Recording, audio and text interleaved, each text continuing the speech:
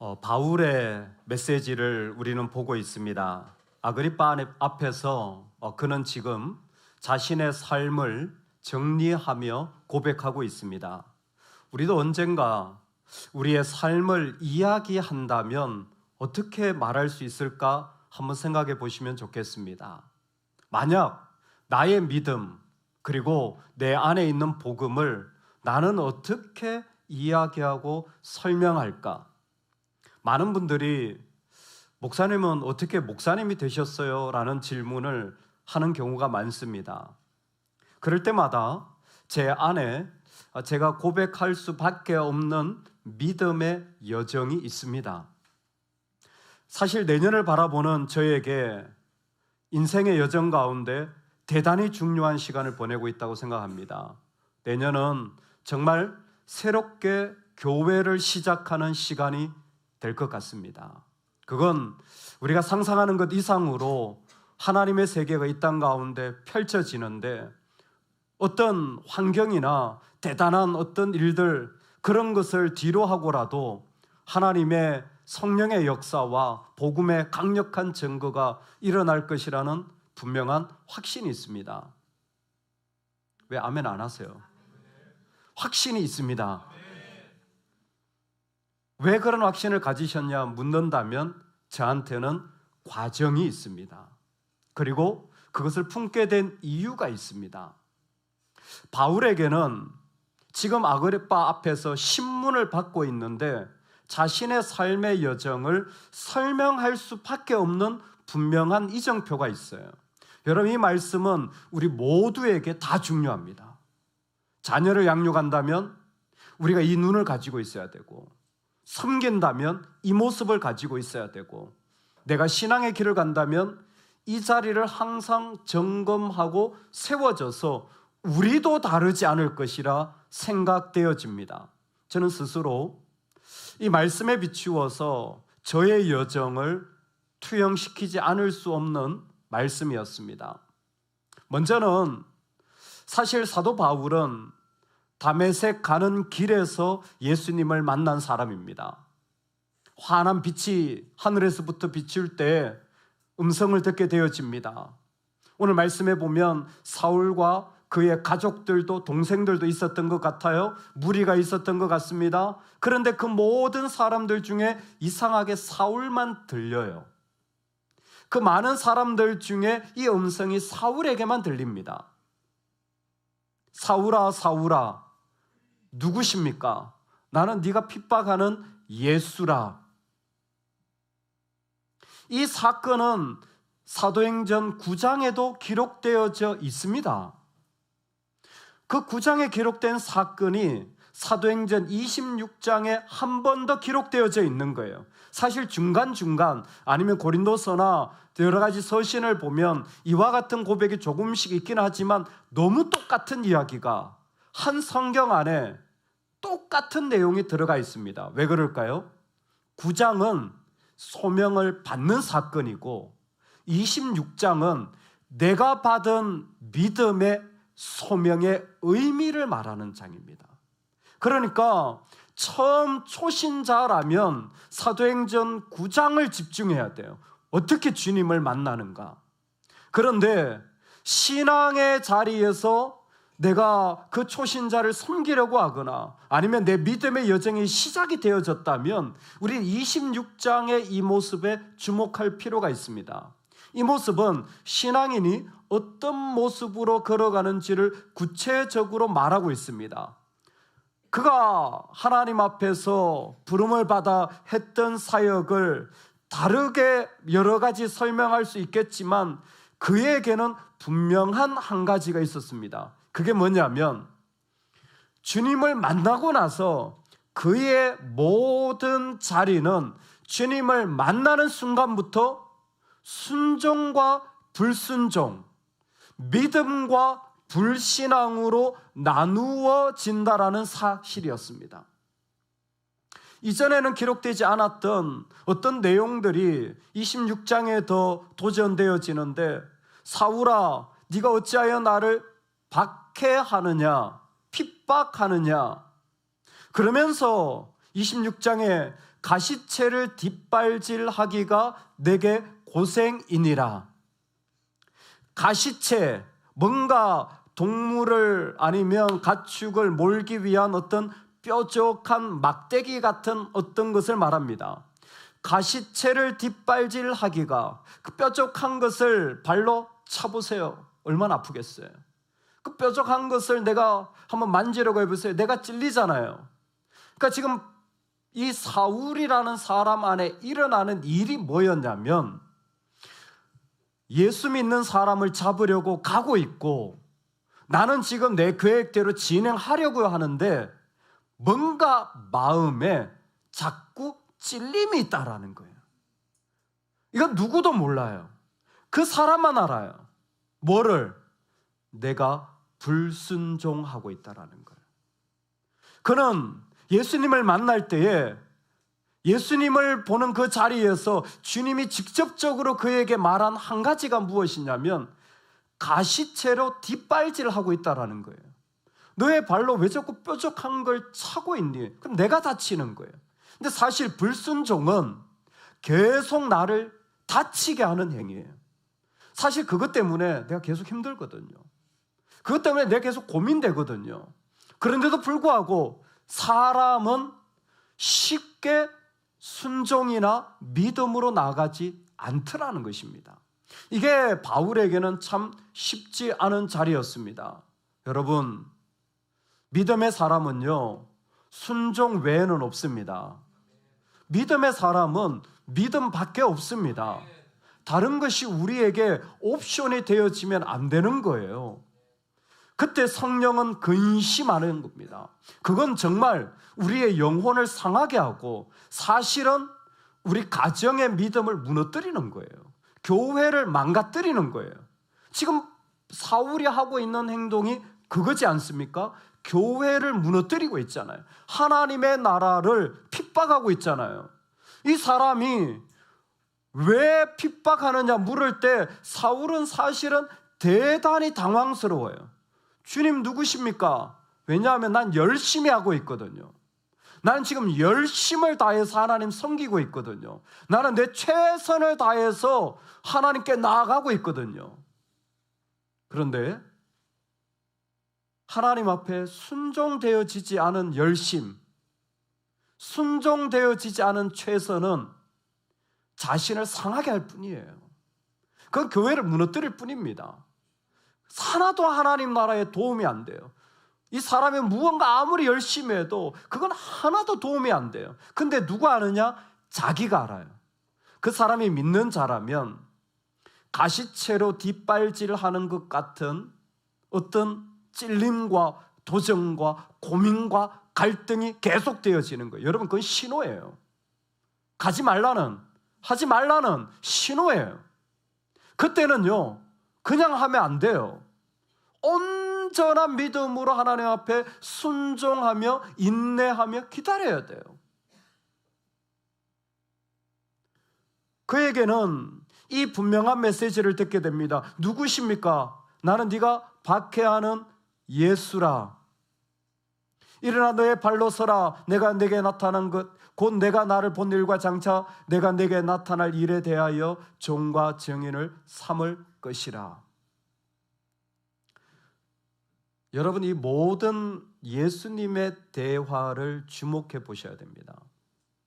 예수님이 사울이라는 우리를 만나실 때는요, 여러분, 내가 결단하거나 내가 믿음을 많이 가져서 이루어내는 게 절대적으로 아닙니다. 외부의 개입이에요. 외부의 개입이에요. 하늘에서 빛이 비춰지는 거, 예수님께서 음성을 들려주시는 거, 그리고 그를 증인된 제자로 파송하는 거, 소명과 사명이 한 번에 일어나죠. 부르시고 믿는 자로 부르시고 동시에 사명자로 파송하는 게 사도 바울에게는 한 번에 일어나게. 이 모든 일들은 다 외부에서 온 겁니다. 외부에서 온 거예요.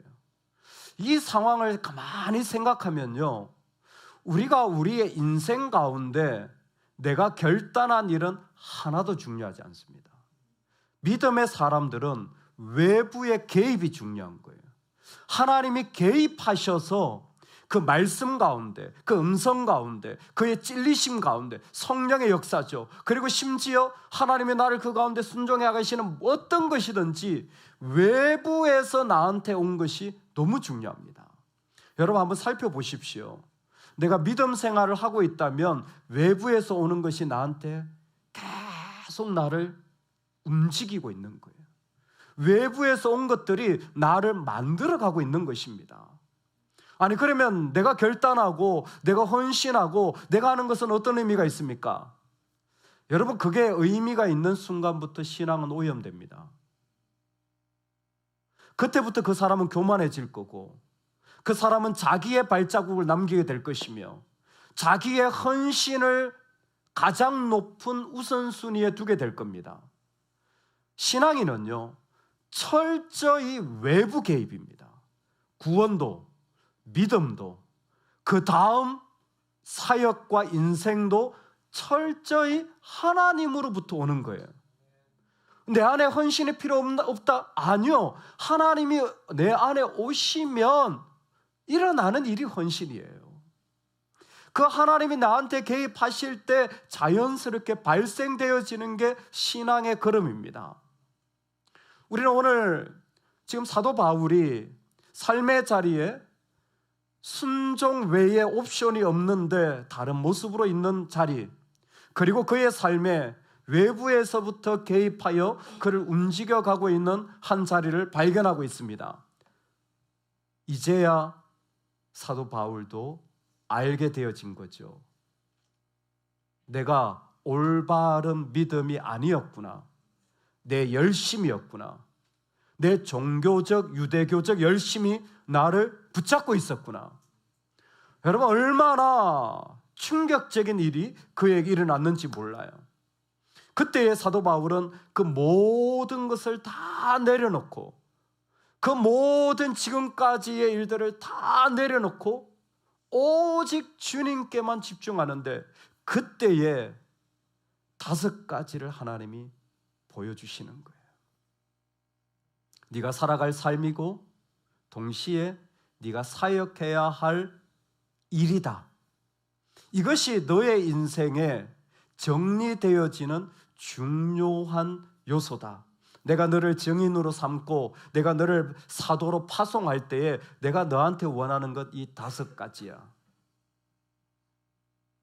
여러분 과연 우리에게 이 5가지가 있는지 확인되어지고 기도하는 밤이 되기를 원합니다. 우리 삶에 우리 마지막 메시지로 먼저 일어나는 첫 번째는 눈이 뜨였는가입니다. 눈이 뜨였는가입니다. 여러분 눈이 뜨였습니까? 눈이 뜨였는가요?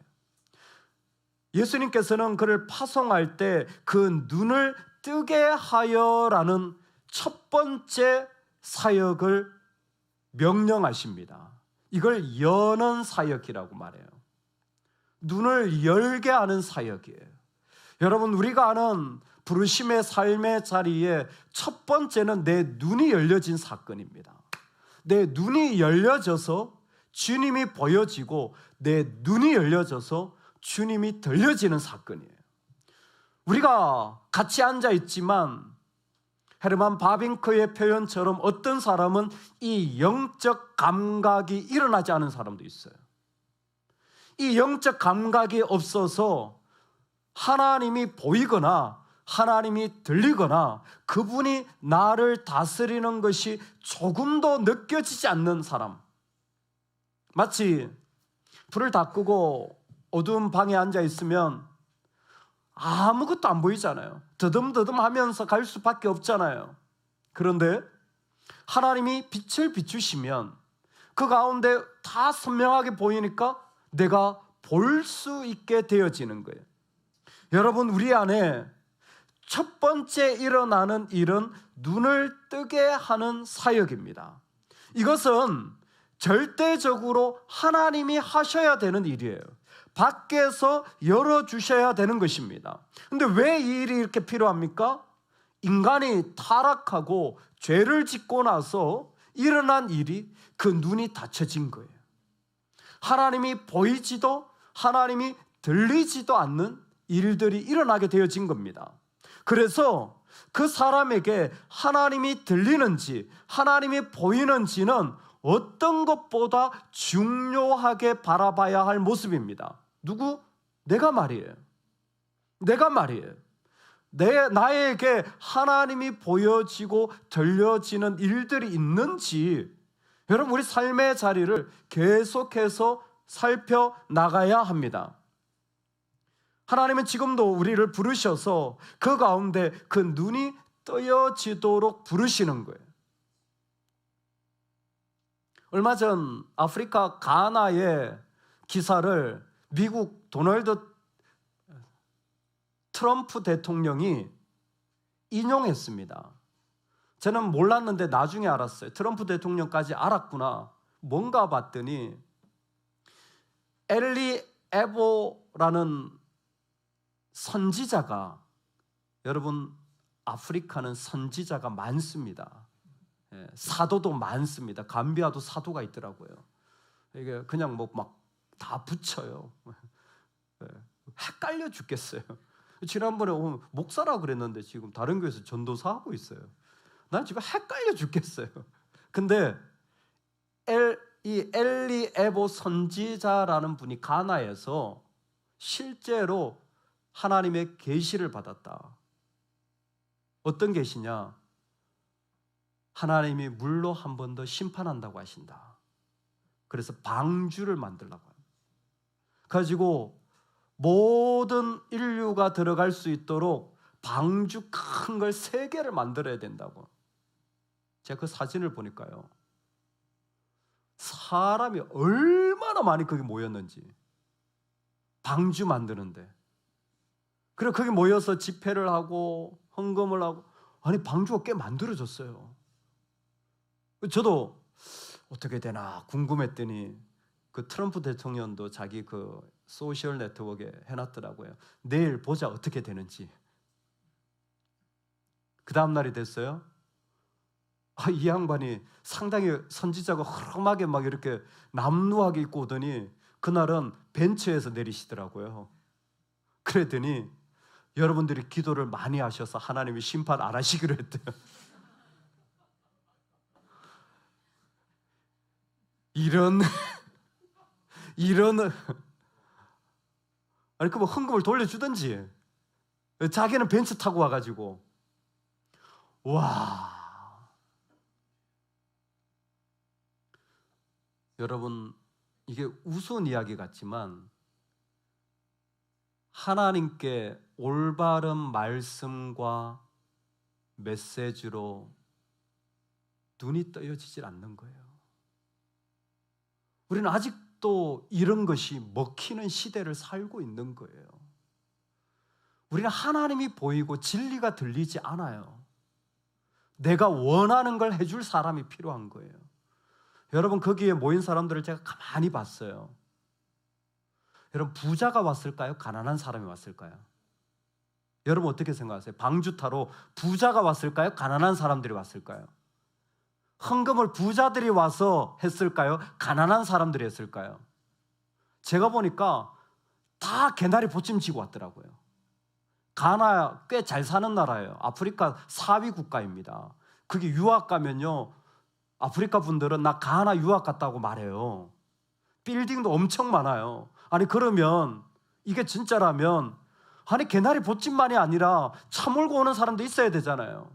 다 가난한 사람이에요. 여러분 가난한 사람이 왜 방주를 원합니까? 어려운 인생, 힘든 인생, 나도 뭔가 다르게 살고 싶은 소망이 있는데 저 선지자가 방주 이야기하니까 내 코드랑 딱 맞아 떨어지는 거예요. 여러분 오늘날 우리가 살아가면서 진리에 눈이 안 열려요. 하나님을 듣거나 하나님을 보지 않아요. 아니 올바른 메시지에 마음이 열려지는 시대가 아닙니다. 우리는 각자 원하는 것을 쫓아 듣기를 원하고 따라가기를 원하는 거예요. 얼마나 무서운 일들이 일어나는지, 아담이 타락했던 그 눈멀음이나 오늘날 잘못된 가르침이나 자신들의 욕심과 그리고 원함이 투영되어진 교회의 모습, 신앙의 모습, 전부 다 눈이 먼 거예요. 그래서 하나님은 첫 번째로 눈을 뜨게 하며, 이것은 특별히 우리 모두에게 중요한 사건입니다. 여러분, 말씀에 눈이 뜨여지기를 소망합니다. 내 영혼이 주님 말씀하실 때에 정말 거기에 내 모든 것이 적셔져서 하나님 앞에 나아가는 은혜가 우리에겐 반드시 필요합니다. 은혜는 계시로부터 시작된다. 칼빈의 말입니다. 하나님은 지금도 그 은혜로 그들의 마음을 열어 깨닫게 하시고 고린도후서의 마음에 빛을 비추심으로 말미암아 그 눈이 뜨여지게 하는 거예요. 우리의 눈이 뜨여져서 그 가운데 하나님이 크게 들려지는 은혜를 간절히 구합니다. 하나님의 은혜가 그 가운데 크게 들려지는 복이 있길 소망합니다. 여러분, 우리의 눈이 뜨여지기를 간절히 기도합시다. 두 번째는 어둠에서 빛으로 옮겨져야 된다는 거예요. 두 번째는 삶의 자리에 어둠에서 빛으로, 이것을 원문으로 보면 아주 분명한데 우리는 어둠과 빛도 중요하게 생각합니다. 이게 두 왕국이에요. 어둠과 빛의 두 왕국이에요. 근데 이 말씀의 핵심은 뭐냐면 여기에 있다가 내 신앙의 모습과 영적인 자리가 여기로 간 걸 말하는 거예요. 내가 무언가 답답하고 어두운 자리에 있다가 이 사람이 옮겨진 걸 말하는 겁니다. 바울은 예수님을 만나고 나서 계속해서 내가 옮겨지는 것이 분명했던 거예요. 이전에 어둠에서 빛으로 내가 계속해서 나를 인도해 가는 하나님의 자리를 알게 된 겁니다. 여러분, 말씀을 듣고 눈이 뜨여지면 새로운 영역에 들어서게 됩니다. 새로운 영역에 들어서게 돼요. 이전에 없었던 새로운 영역에 들어왔다는 느낌이 듭니다. 이걸 베드로는 이렇게 설명했어요. 너희는 택한 족속의 왕같은 제사장들의 거룩한 나라에 소유된 백성이니 어두운 데서 불러내어 그의 기이한 빛에 들어가게 하신. 그러니까 베드로는 삶의 자리에서 하나님이 나를 들어가게 하시는 게, 나를 옮겨서 그 가운데 서게 하시는 게 선명한 거예요. 그래서 그걸 그대로 전달하는 것이었습니다. 하나님이 여기에 있는 나를 이만큼 옮기셨습니다. 내가 여기에 있는데 나를 하나님이 이쪽으로, 어디로? 빛으로 옮기셨습니다. 할렐루야. 우리는 이 땅에서 여기에 있던 사람들이 빛을 향하여 계속 나아가는 거예요. 어둠에서 빛으로입니다. 빛에서 어둠이 아니에요. 여러분, 그래서 신앙생활을 한다면 점점 빛이 많아져야 되죠. 점점 빛이 많아져야 되죠. 내가 어둠에서 빛으로 옮겨가는 게 정말 하나님이 하시는 일이니까, 정말 빛으로 옮겨간다면 우리 안에 있는 어둠은 없어지고 내가 붙잡지 않아도 되고 내가 그것 때문에 씨름하지 않아도 되겠죠. 할렐루야. 할렐루야. 근데 왜 이렇게 인상 쓰세요?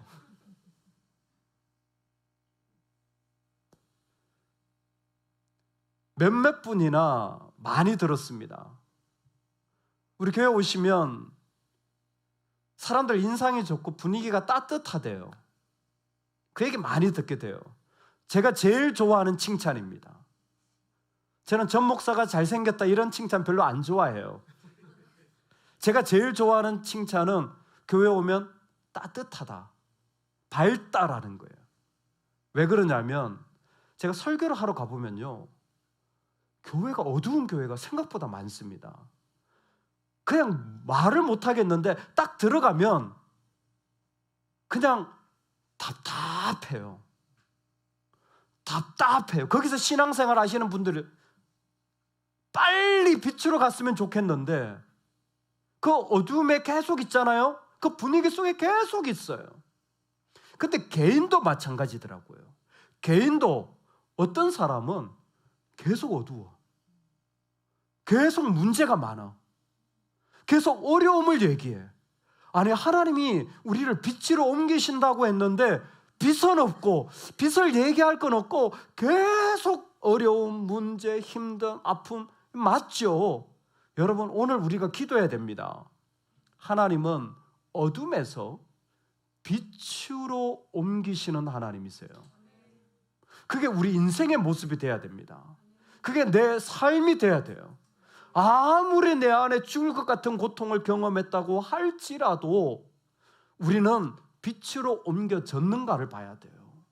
그 사람이 거기에서 빛으로 걸어가고 있는가를 봐야 되는 것입니다. 너무 소중한 진리입니다. 세 번째는 사단의 권세에서 하나님께로 돌아오고입니다.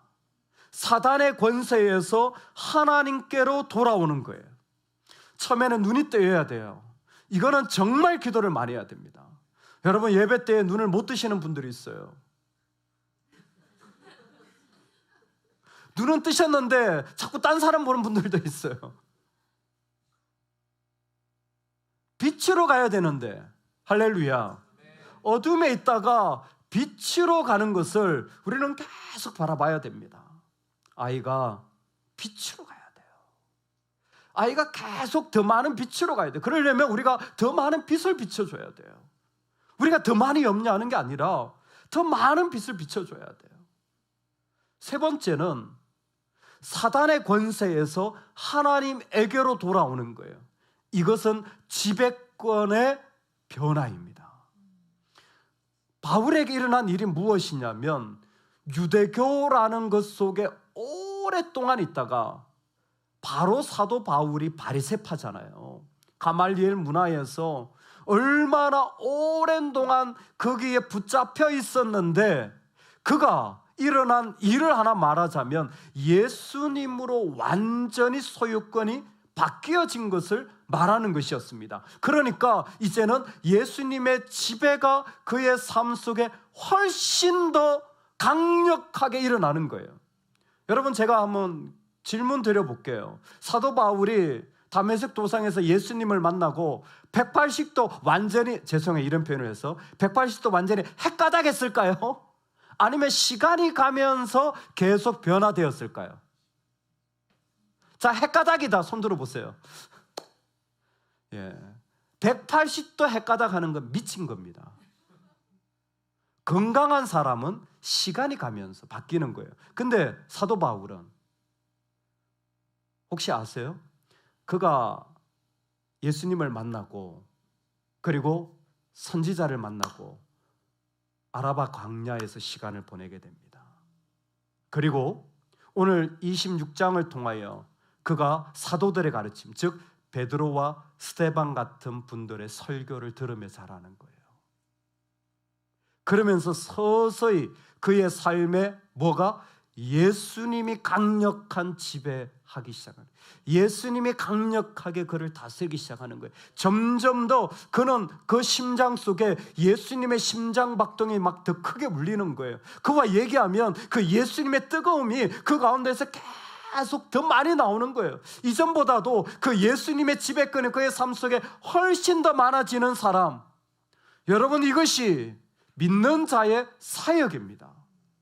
우리 삶 속에 얼마나 가슴 아프게 하고 정말 이루어지지 않은 일들이 많지만 아니요, 우리는 그 가운데 이제는 주님의 지배권과 통치 아래 그분이 강력하게 영향을 미침으로 말미암아 일어나는 일이 뭘까요?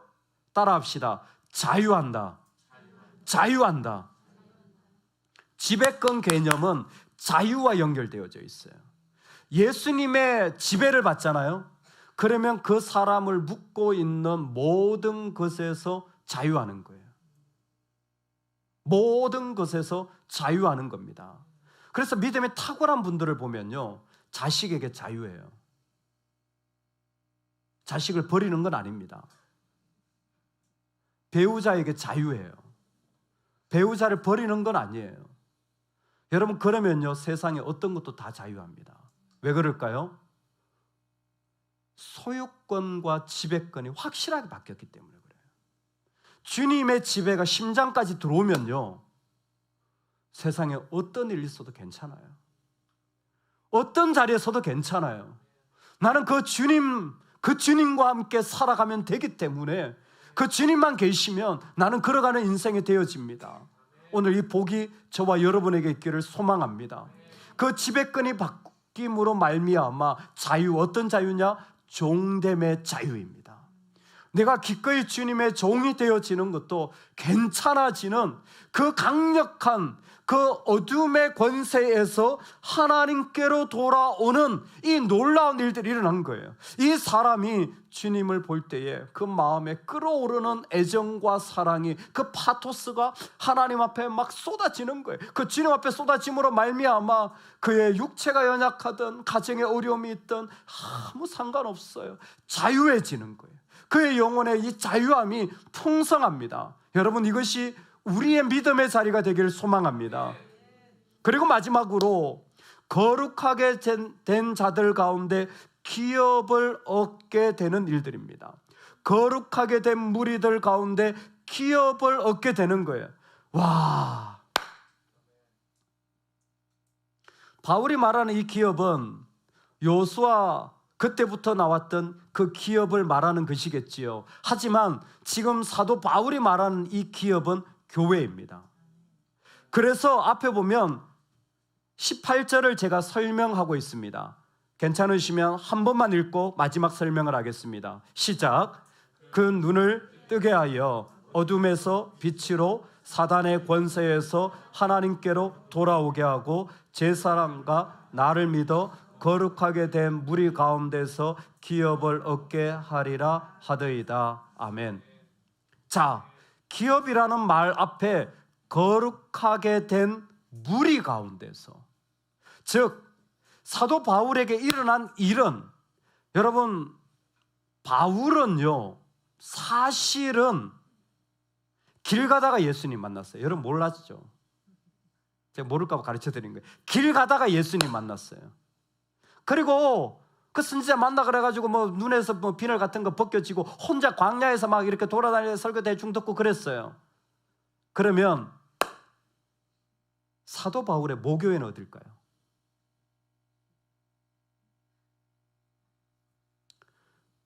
사도 바울도 교회가 있다라는 거예요. 내 여정을 보니까 나는 항상 혼자였어.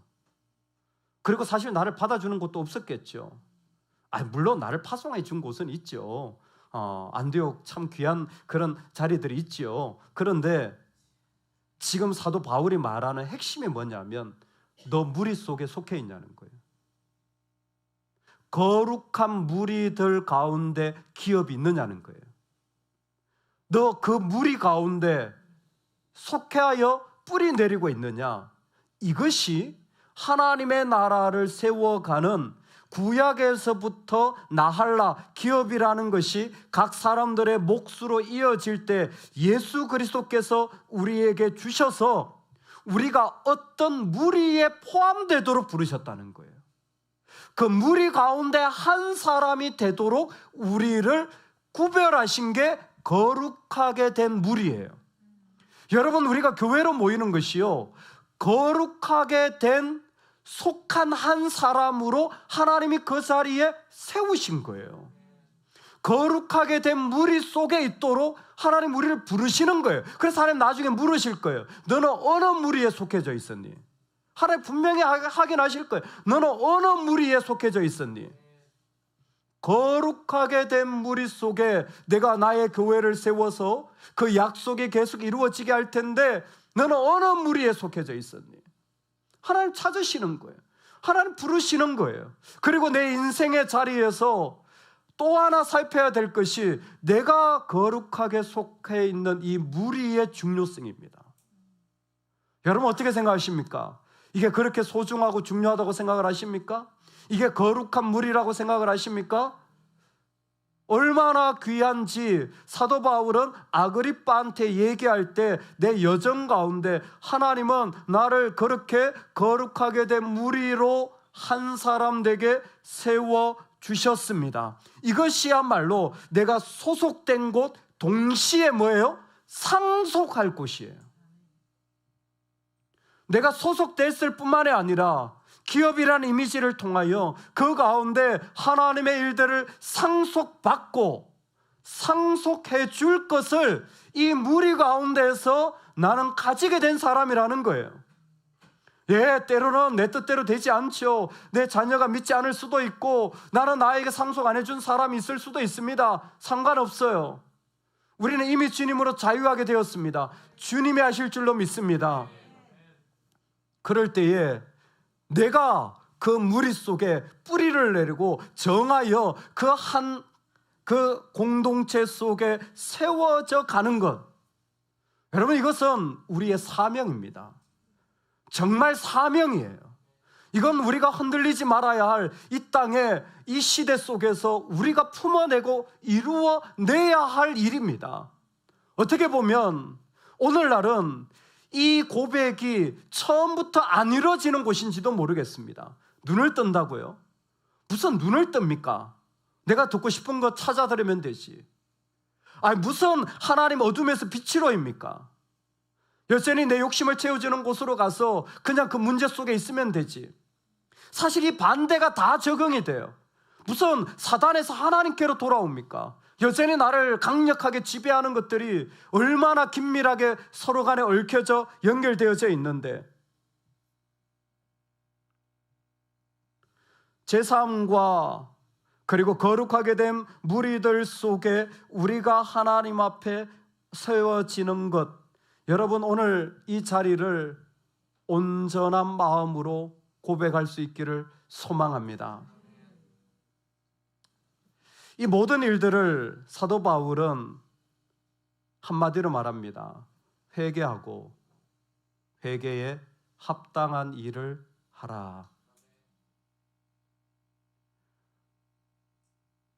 회개에 합당한 일을 하라.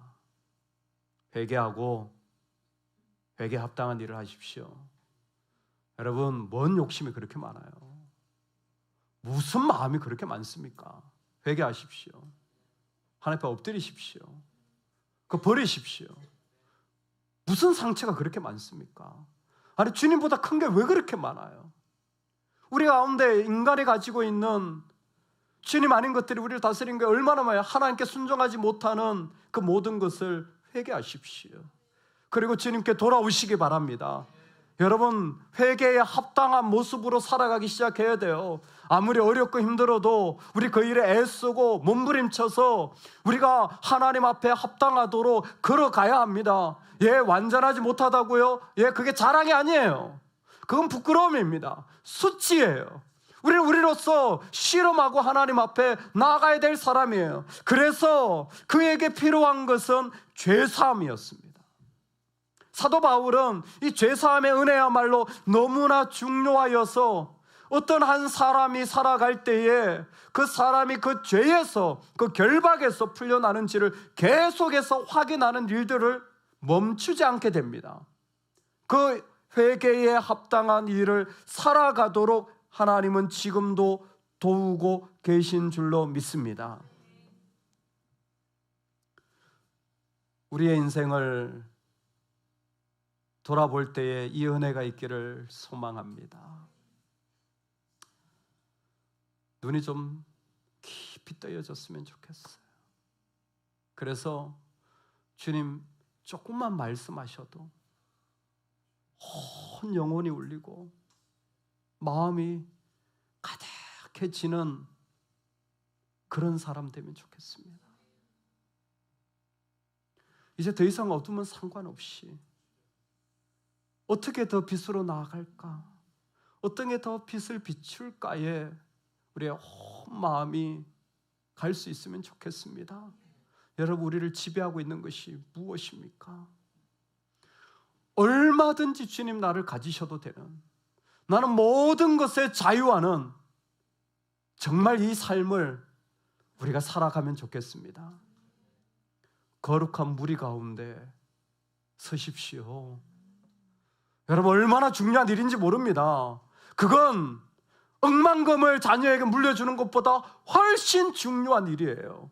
나는 이 무리에 속해 있는 사람이야. 나는 이렇게 거룩한 무리 속에 있는 그런 삶으로 살았어. 그리고 우리 안에 죄가 돌이켜지는 회개, 그것에 합당한 열매가 있기를 주의 이름으로 축원합니다. 끊임없이 하나님 아닌 곳에서 돌이켜져서 우리 하나님께로 나아가는 이 복이 있을 때 나를 부르신 의미가 살아나는 거예요. 이게 의미 있는 인생입니다. 우리 삶의 자리에 서서 걸어간다면 이 자리에서 우리 주님을 고백할 수 있기를 정말 간절히 소망합니다. 아멘.